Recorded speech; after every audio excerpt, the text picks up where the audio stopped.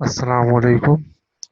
मेरा नाम वकास अहमद सिद्दीकी है और इस course introduction to C C plus plus language में के आज के लेक्चर में हम पढ़ेंगे ऑपरेशंस, ऑपरेटर्स के बारे में और एक्सप्रेशंस के बारे में। किस तरह से ऑपरेटर्स वर्क करते हैं या कौन सा ऑपरेटर किस साइन किस काम के लिए यूज़ किया जाता है और उनको एक्सप्रेशंस में कैसे यूज़ किया जाता है।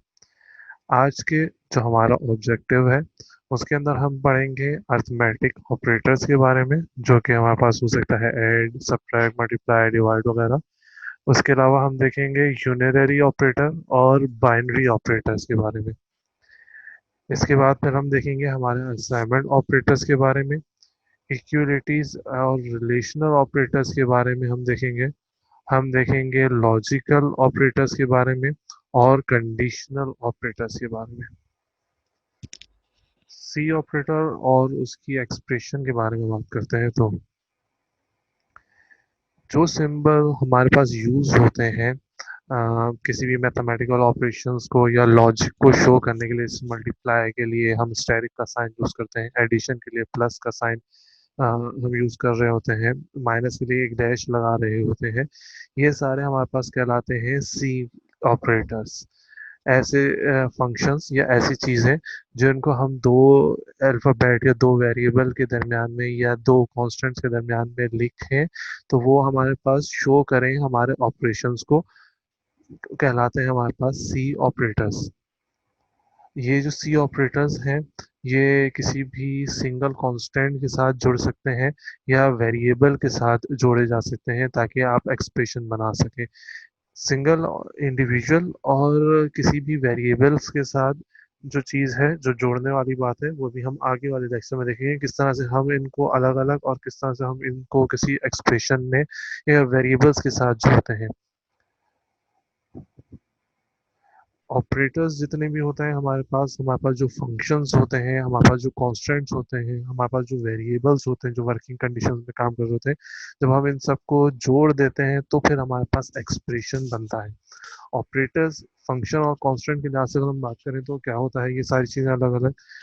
ऑपरेटर्स अभी जैसे हमने बताया वो सिंबल्स होते हैं जो कि ऑपरेशंस को इंडिकेट कि हमने कौन सा ऑपरेशन परफॉर्म करना है।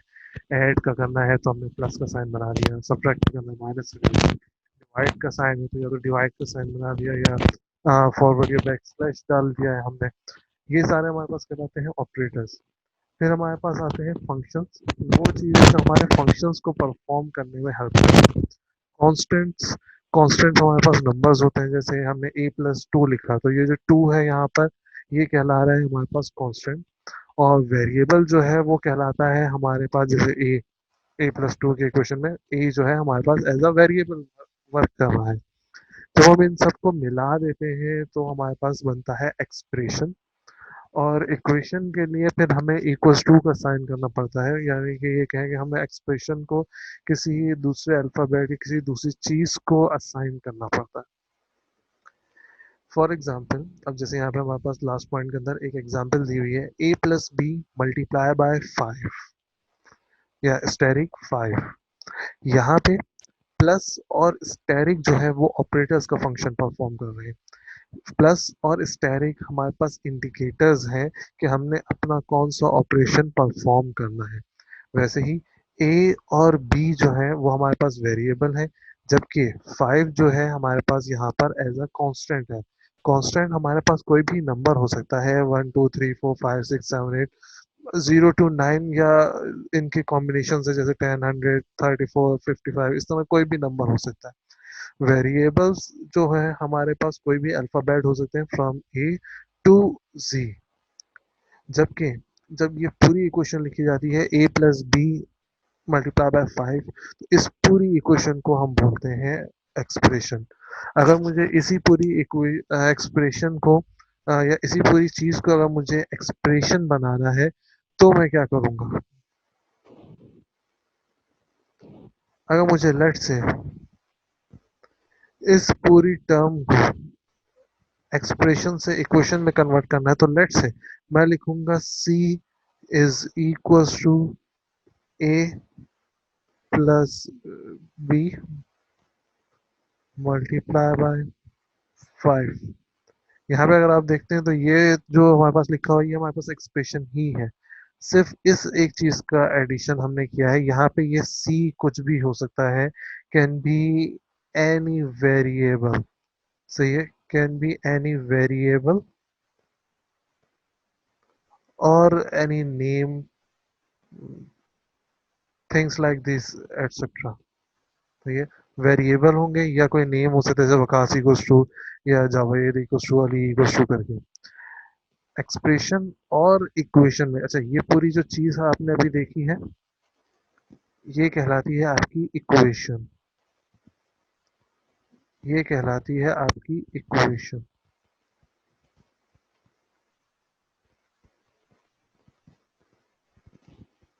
फर्क क्या है एक्सप्रेशन और इक्वेशन में? एक्सप्रेशन सिर्फ बता रही होती है कि हमारे पास कौन से कांस्टेंट है और उनके ऑपरेटर्स क्या है, जबकि इक्वेशन के अंदर इसका जो आंसर जनरेट हो रहा होगा ये कहीं पर जाकर सेव हो रहा होगा। इसका आंसर कहीं पे जाकर सेव नहीं हो रहा होगा, ये जस्ट एक आंसर निकल रहा है कोई भी। यहाँ पे आपका आंसर कहीं सी या डी या किसी एक चीज को जाकर असाइन हुआ हुआ होगा। इस असाइनमेंट की वजह से ये जो इक्वल टू का साइन है जो बता रहा है कि ये चीज इक्वल है सी के, तो ये असाइनमेंट जो है ये बताता है कि ये चीज क्या है, इक्वेशन है। Okay, let's move to next slide. फिर हमारे पास आते हैं टाइप्स ऑफ सी ऑपरेटर। कौन कौन से टाइप्स के हमारे पास सी ऑपरेटर्स मौजूद है? जब हम बात करते हैं सी ऑपरेटर्स की तो हमारे पास बहुत सारे टाइप्स हैं। सबसे पहला आता है हमारे पास अर्थमेटिक। जैसे भी हम पीछे अर्थमेटिक के कुछ दो पार्ट देख चुके हैं, मल्टीप्लाई और ऐड का, वैसे ही अर्थमेटिक के ऑपरेशन आते हैं हमारे पास। हमारे पास आते हैं असाइनमेंट ऑपरेटर, जिसको हम चीज़ों को असाइन करने के लिए यूज़ करते हैं।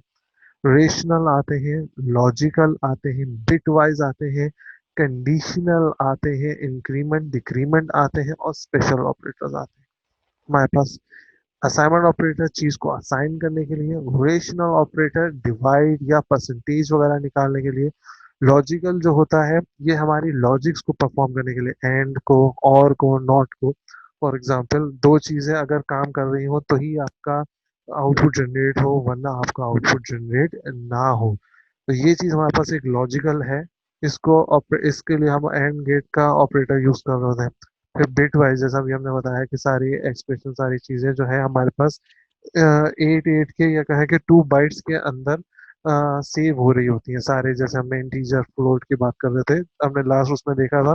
तो साइज के लिहाज से तो हर चीज 2 बाइट्स की, कम से कम 2 बाइट्स ले रही थी। तो उन बाइट्स के अंदर जो डिफरेंट 8 या 16 जो बिट्स आती हैं, अगर मैं हर बिट को अलग अलग चेक कर रहा हूँ तो फिर मैं बिट वाइज ऑपरेटर का यूज करता हूँ। कंडीशनल ऑपरेटर आता है जब हमें किसी चीज की कंडीशन लगानी होती है। इंक्रीमेंट और डिक्रीमेंट हमारी चीज को बढ़ाने में, जो भी नंबर है, जो भी नंबर उसको या कांस्टेंट उसको असाइन है, या जो भी वैल्यू उसको असाइन है, उस वैल्यू को राइज करने में, बढ़ाने में या कम करने में, डिक्रीमेंट का मतलब कम करने में यूज होता है। फिर हमारे पास स्पेशल ऑपरेटर्स आते हैं जो डिफरेंट तरह के हमारे पास वर्क कर रहे होते हैं। जैसे एक जगह से दूसरी जगह पर पहुंच जाना, चेक करना कि भाई उसका फ्लैग ओके है या नहीं है, जगह खाली है या नहीं है, जीरो है या कोई वैल्यू मौजूद है, कहीं ऐसा तो नहीं पहले से कोई वैल्यू मौजूद है। इस तरह की सारी चीजें चेक करने के लिए हम स्पेशल ऑपरेटर्स का हेल्प लेते हैं। यही सारी चीजें हमने यहाँ पर डिफाइन की हुई हैं with respect to their descriptions. और आप यहाँ पे देखें तो टाइप्स ऑफ ऑपरेटर और उनकी डिस्क्रिप्शन। पहली टाइप आती है arithmetic operator. These are used to perform mathematical calculation like addition, subtraction, multiplication, division and modulus। यहाँ पे हम ये बताया जा रहा है कि अर्थमेटिक ऑपरेशन जो है वो हमारे पास एडिशन ऐड करने के लिए, सब्ट्रैक्शन के लिए, मल्टीप्लिकेशन के लिए, डिवीजन और मॉड्यूलस का मतलब है परसेंटेज निकालने के लिए यूज होता है। दूसरा ऑपरेटर आता है हमारे पास असाइनमेंट ऑपरेटर। वैसे ही जैसे भी मैंने आपको बताया, ये चीज को असाइन करने के लिए यूज होता है। जब ये असाइन उस वक्त करते हैं जब आप किसी चीज को एक्सप्रेशन से इक्वेशन करना कन्वर्ट करो, इक्वल टू का साइन लगा रहे हो। रेशनल क्या करता है, ये कंपेयर कर रहा होता है दो वैल्यू के अंदर।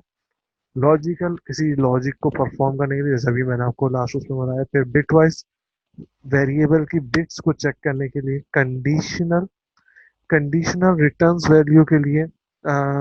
तो ये चेक करने के लिए कि वैल्यू ट्रू है या फॉल्स है, या एक जगह से दूसरी जगह पे या किसी कंडीशन के बेसिस पे वर्क करना कंडीशन ऑपरेटर का काम है। फिर इंक्रीमेंट और decrement.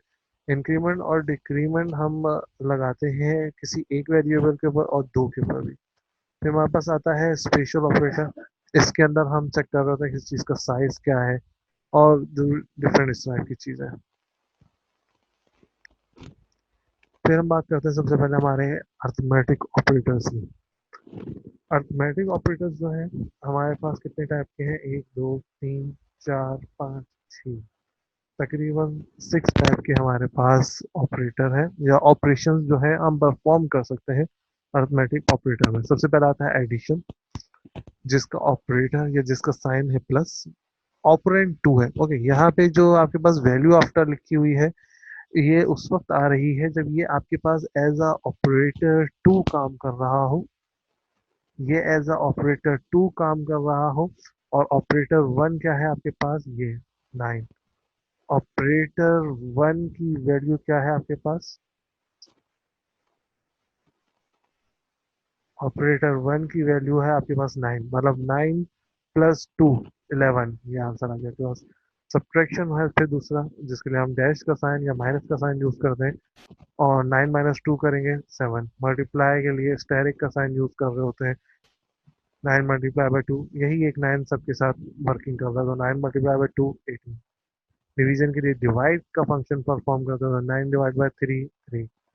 Plus plus, plus plus का मतलब ये है कि हमने चीज को ऐड कर दिया है। अगर मैं इसको इस तरह से लिखता हूँ 9 ++ इसका मतलब ये है कि 9 के अंदर एक एडिशन कर दो। इंक्रीमेंट हमेशा किया जाता है बाय वैल्यू 1, ऐड 1। डिक्रीमेंट में क्या किया जाता है, -1। साइन है माइनस माइनस। ओके, यहाँ पे अब आप देखोगे दो प्लस और दो माइनस लिखे हुए हैं, ऐसा क्यों? असल में इंक्रीमेंट और डिक्रीमेंट जो है हम सिंगल इसलिए नहीं लिखते कि अगर मैं इंक्रीमेंट को सिंगल प्लस से शो करूंगा तो उसके अंदर और एडिशन में हमारे पास मिक्सचर हो जाएगा। वैसे डिक्रीमेंट को अगर मैं सिंगल डैश से शो करूंगा तो वो और सब्ट्रैक्शन के अंदर कंफ्यूजन हो जाएगी कि आपने सब्ट्रैक्शन किसी भी इक्वेशन में सिर्फ सब्ट्रैक्शन लिखी हुई है या डिक्रीमेंट लिखी हुई है।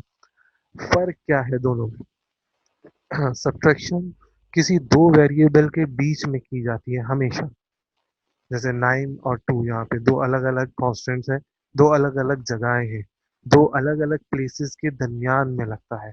ये है आपके पास binary, more than one value को यूज करता है, या ये कहें कि दो वैल्यूज के दरमियान में वर्किंग परफॉर्म करता है। जबकि यही सेम काम आपके एडिशन के लिए भी है, जो दो, ये दोनों चीजें एडिशन और सब्ट्रैक्शन दो वैल्यूज के दरमियान में काम करते हैं। लेकिन अगर आप इंक्रीमेंट या डिक्रीमेंट की बात करेंगे तो इंक्रीमेंट या डिक्रीमेंट किसी भी एक वैल्यू के ऊपर वर्क कर लेगा। लेट्स से मैंने लिखा 3++, तो 3++ का मतलब ये है कि 3 के अंदर एक ऐड कर दो। मुझे 3 के साथ किसी और को लिखने की जरूरत नहीं, जैसे 3+1 लिखूं या 3+2 लिखूं, मुझे ये चीज लिखने की जरूरत नहीं है। मैं प्लस प्लस से अपना फंक्शन परफॉर्म कर सकता हूँ।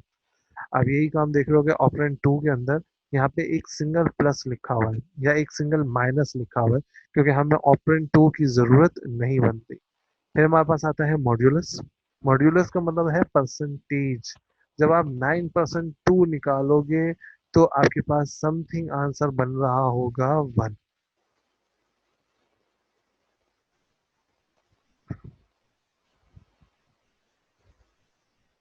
फिर अर्थमेटिक ऑपरेटर टू की बात करते हैं।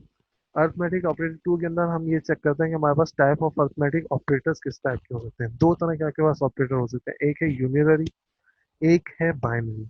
यूनिटरी का मतलब ये है कि जिसके अंदर आपके पास सिर्फ एक ही प्लेस हो, जो सिर्फ एक ही ऑपरेंड के ऊपर वर्क कर रहा हो। ऑपरेंड है क्या, जिसके ऊपर फंक्शन परफॉर्म किया जा रहा हो, ऑपरेशंस परफॉर्म किए जा रहे हैं।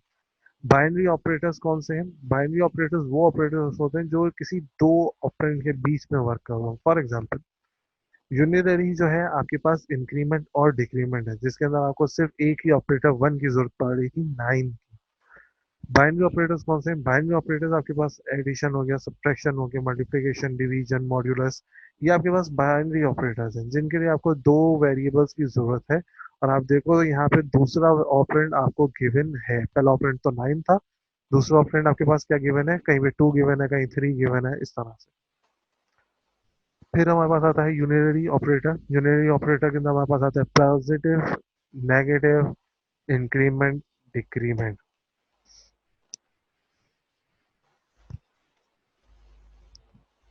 यहाँ पे पहली एग्जाम्पल के अंदर हम क्या कर रहे हैं, ए को एक पॉजिटिव 3 असाइन कर रहे हैं। वैसे ही दूसरे उसके अंदर हम बी को -A असाइन कर रहे हैं। तीसरे के अंदर हमने क्या कहा, तीसरे के अंदर हमने आई को प्लस प्लस कर दिया, मतलब I+1, और वापस से जाकर कहाँ पे सेव कर दो उसको आई में। आई माइनस माइनस का मतलब ये है कि आई की जो भी वैल्यू है, 3 4 5 6 7, 1 से 0 से 9 तक कोई भी वैल्यू है, उसके अंदर एक -1 करो और उसको वापस ले जाकर आई की वैल्यू के ऊपर ओवरलैप कर दो। यहाँ पे आपके पास पुरानी वैल्यू खत्म हो जाती है और नई वैल्यू आपके पास आ जाती है। फिर हमारे पास जो टॉपिक आता है नेक्स्ट स्लाइड में, वो है आपके पास प्री एंड पोस्ट इंक्रीमेंट। थोड़ा सा फर्क है, ये जो प्लस प्लस का साइन है हम लगा रहे हैं, ये हम अपने दोनों साइड पे लगा सकते हैं। ये जो प्लस प्लस का साइन है, ये प्लस प्लस का साइन दोनों जगह पे लगा सकते हैं।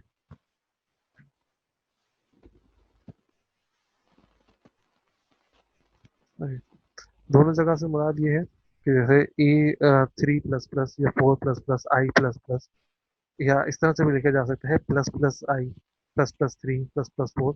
दोनों का फंक्शन एक ही है, बस आउटपुट के अंदर थोड़ा सा डिफरेंस आता है।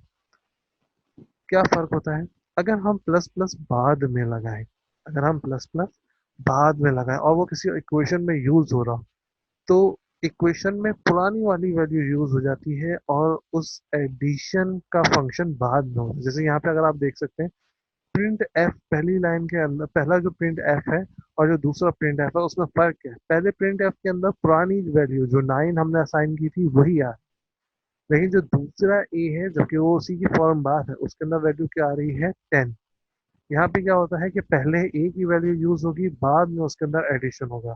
लेकिन अगर यही काम आप पहले कर दें, इसी काम के अंदर अगर आप इस तरह से कर दें कि भाई आपने प्लस प्लस पहले लगाया हुआ है और ए बाद में, तो पहले एडिशन होगी, बाद में ए आएगा। अब जब पहले एडिशन कर दी तो 9 में एडिशन होने के बाद 10 हो गया, 10 यहाँ पे भी आ जाएगा, 10 यहाँ पे भी आ जाएगा। लेकिन अगर यही चीज पीछे देखोगे तो 9 तो यहाँ पर आ गया, अब बाद में एडिशन हुई, 10 हो गया, यहाँ पे आगे 10 सेव हो रहा है, लेकिन यहाँ पे वर्किंग क्या कर रहा है, 9। तो 9 और 10, और यहाँ पे आपके पास दोनों आउटपुट में क्या चीज आ रही है, 10।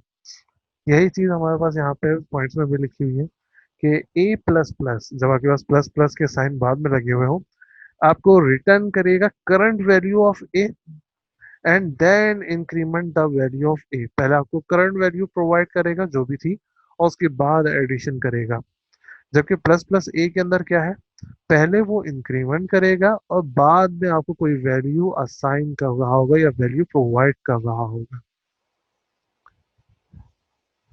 यहाँ पे हमारे पास कुछ एग्जांपल दी हुई है पोस्ट और प्री ऑपरेटर्स की, या कहोगे पोस्ट, या कहा जाए कि पोस्ट और प्री प्रीफिक्स और पोस्ट फिक्स मॉड्स की।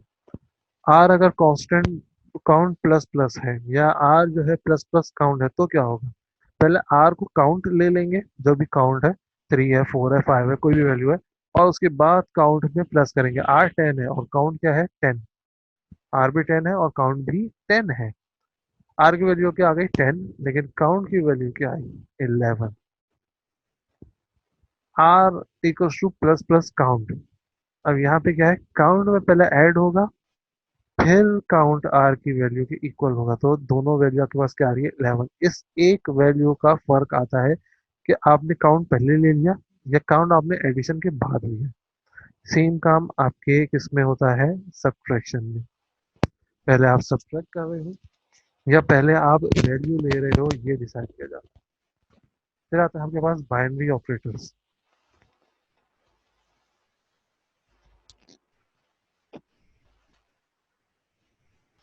बाइनरी ऑपरेटर्स कौन से होते हैं, बाइनरी ऑपरेटर्स वो होते हैं जो एक से ज्यादा वैल्यूज को अपने अंदर रख रहे हों, या जिनके लिए एक से ज्यादा आपको ऑपरेटर्स की ऑपरेंड्स की जरूरत पड़ रही है। फिर आता है हमारे पास असाइनमेंट ऑपरेटर। असाइनमेंट ऑपरेटर का काम क्या होता है, वैल्यू असाइन करना। असाइनमेंट ऑपरेटर का काम होता है वैल्यू को असाइन करना। फॉलोइंग स्लाइड में जबकि हमारे पास C9 है तो हम क्या करेंगे, plus equals to C plus equals to 7। इसका मतलब ये है कि C के अंदर 7 को ऐड कर दो और इक्वल्स टू कर दो C। C इक्वल है C प्लस 7 के। दूसरे वाले उसके लाइन के अंदर अगर आप देखते हैं टेबल की, तो यहाँ पे मतलब है C इक्वल है C माइनस 8 के। यहाँ मतलब है C इक्वल है C मल्टीप्लाई बाय 10 के। C इक्वल है C डिवाइड बाय 5 के। C इक्वल है C divide by C percentage 5 के। यहाँ पे क्या है ऑपरेटर में, इक्वल्स टू पहले ले लिया जाता है और प्लस वाला साइन बाद में इस इक्वेशन के साथ आ रहा होगा। इस साइन का मतलब ये है कि यहाँ पे जो वेरिएबल पहले लिखा हुआ है इसके ऊपर ये वाला फंक्शन भी परफॉर्म करना है इस ऑपरेंड के साथ, और ये दोनों चीजें जो भी आंसर आ रहा है वो इक्वल हो जाएगा वापस पहले वाले ही ऑपरेंड के। फिर हमारे पास आता है प्रीसीडेंस। प्रीसीडेंस हमारे पास रूल्स एंड रेगुलेशंस हैं कि पहले सबसे पहले कौन सा ऑपरेटर आपने परफॉर्म करना है।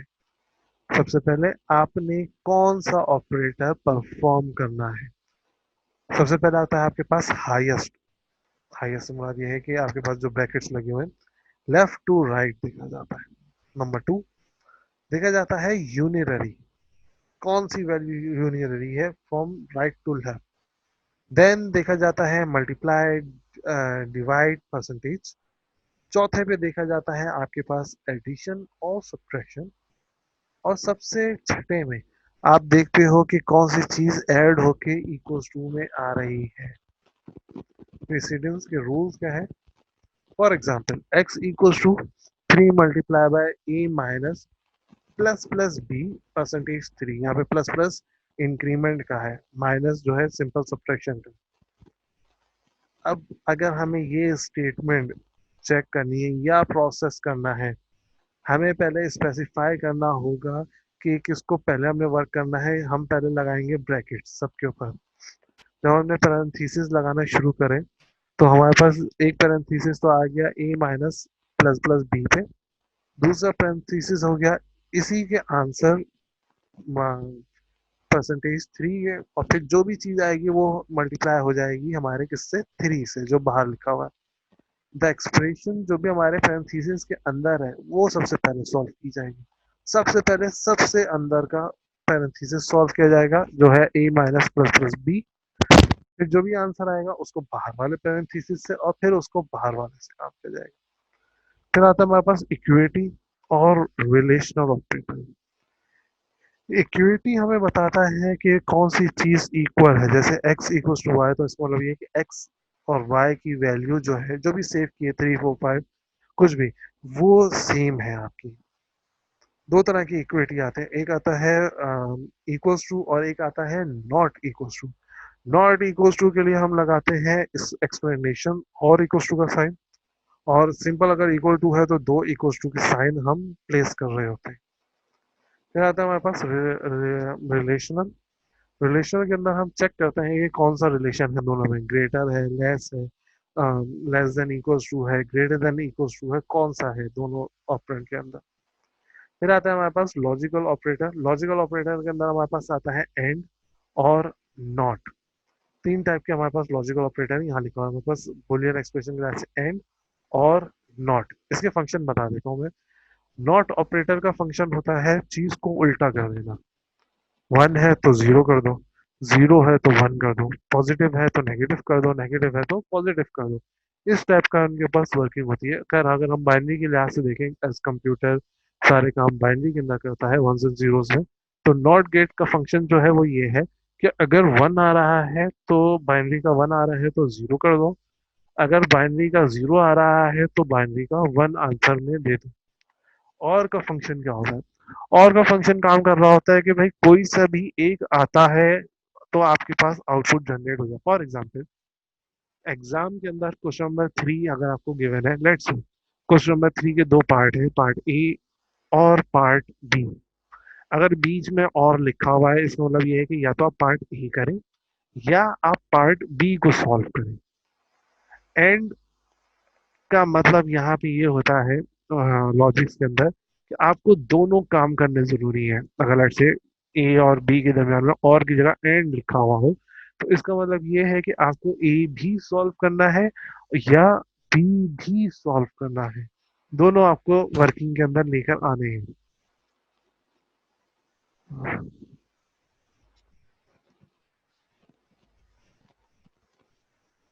ओके। इसके बाद फिर आपको यहाँ पे सारे लॉजिक्स के बारे में बताया। सबसे पहले and operate and logic. And logic के लिए हम दो एंड के साइन बनाते हैं, जैसे यहाँ पे लॉजिकल से पहले लिखा हुआ है। ये रहा दो, दो अदद एंड के साइन बनाए जाएंगे। दो अदद एंड के साइन बनाए जाएंगे।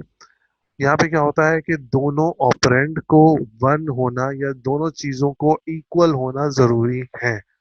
दोनों चीजों को ट्रू होना जरूरी है। अगर दोनों में से कोई एक चीज भी फॉल्स है या दोनों चीजें फॉल्स है, तो आपका आंसर ऑटोमेटिक क्या हो जाएगा, फॉल्स हो जाएगा। और के अंदर हम क्या करते हैं, दो लाइनें लगा देते हैं। दो स्ट्रेट लाइंस लगाते हैं हम। इन दो स्ट्रेट लाइंस के अंदर या कहें कि जो हमारे पास सीधी लाइंस बन रही है, जो हमारे पास मोस्टली एंटर के ऊपर या बैक स्पेस के नीचे लाइंस गिवन होती है वो है।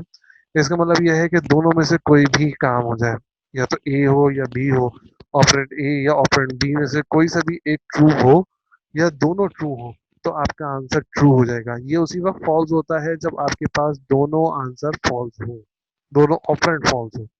नॉट के लिए हम सिर्फ एक्सप्लेनेशन का फंक्शन यूज करते हैं। इसका मतलब ये है कि जो भी आंसर आ रहा है उसको रिवर्स कर दो। जैसे यहाँ पे लिखा है reverse the meaning of a condition. जो भी आ रहा है, लेट्स अगर ग्रेटर देन का साइन लगाया और नॉट के साथ, तो नॉट का मतलब ये है कि ग्रेटर देन नहीं, आपने लेस देन देखना है। अगर इक्वल्स टू लगाया हुआ है और नॉट के साथ, तो उसका मतलब ये है कि इक्वल्स टू नहीं है, वो नॉट इक्वल्स टू है। फिर आता है हमारे पास कंडीशनल ऑपरेटर।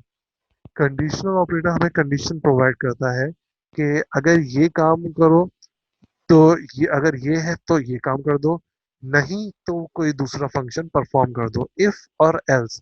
इफ कोई भी आपने कंडीशन दे दी ए ग्रेटर देन है बी के, तो ये वाला काम कर दो और चले जाओ। एल्स अगर ये ग्रेटर देन नहीं है तो फिर दूसरा वाला फंक्शन परफॉर्म कर दो और चले जाओ। ये बिल्कुल ऐसे ही है। लेट्स से कि सुबह उठकर इस्त्री करनी है किसी को, सुबह सुबह, तो वो ये कहेगा कि इफ कंडीशन में आ गया लाइट होगी तो इस्त्री होगी, एल्स बगैर इस्त्री के कपड़े जाएंगे, या कुछ और दूसरी फंक्शन आपने यहाँ पर परफॉर्म कर दिया। फिर इसी के हमारे पास एक एग्जांपल दी हुई है कि इफ टोटल जो है ग्रेटर देन 60 के है और ग्रेड पी के है, एल्स क्या कर दो, ग्रेड एफ कर दो। अगर आपका टोटल जो है, जो भी आपका आंसर बन रहा है टोटल में नंबर्स के लिहाज से, लेट से किसी की मार्कशीट है, उसको हमने चेक करा है कि अगर तो 60 से ज्यादा है तो पी या पास को शो कर दो, एल्स क्या कर दो, ग्रेड एफ कर दो। दूसरी एग्जांपल इफ एल्स स्टेटमेंट की, कि अगर तो 60 से बड़ा है तो प्रिंट एफ पास, नहीं तो क्या प्रिंट कर दो, फेल कर दो उस बच्चे को। ये जो नीचे हमारे पास लाइन लिखी हुई नजर आ रही है कि grade equals to total greater than 60, dollars type का साइन पी कोलन एफ, तो ये जो चीज लिखी हुई है हमने, ये हमें बता रही होती है कि हमारा फंक्शन क्या परफॉर्म हो रहा है। या ये जो हमने ऊपर दो कंडीशन लिखी है इफ एल्स की, इस पूरे को हमने यहाँ नीचे सॉल्व कर दिया है। सेम वैसे ही यहाँ नीचे प्रिंट एफ की कंडीशनल स्टेटमेंट लिखी है हमने। अगर हम समरी देखें आज के इस चैप्टर की, तो ये चैप्टर हमें बताता है ऑपरेटर यूज्ड कौन कौन से होते हैं हमारे पास सी में, जो कि था आपके पास arithmetic, plus minus multiply divide percentage वगैरह। असाइनमेंट ऑपरेटर्स के बारे में देखो कैसे असाइन करते हैं, equals to not equals to वगैरह। इक्वलिटी और रिलेशनल ऑपरेटर हमने देखे, लॉजिकल ऑपरेटर देखे, कंडीशनल ऑपरेटर देखे। इसके अलावा हमने प्रीडेंस लेवल देखे कि किस तरह से हमने चीज़ों को, अगर बहुत बड़ी सी इक्वेशन दी हुई है तो प्रायोरिटी किस तरह से देनी है, पैरेंथेसिस लगा के पहले कौन सा फंक्शन परफॉर्म करना है, फिर कौन सा फंक्शन परफॉर्म करना है, फिर कौन सा फंक्शन परफॉर्म करना है। हमने इस चीज़ को देखा। हमने देखा प्री और पोस्ट फिक्स इफेक्ट क्या होंगे रिजल्ट के ऊपर। अगर प्लस प्लस या प्लस माइनस माइनस माइनस पहले लगा दे या बाद में लगा दे तो उससे रिजल्ट पे क्या फर्क आ रहा होगा। हमारे आज के लेक्चर में यहीं तक था। Thank you. Allah Hafiz.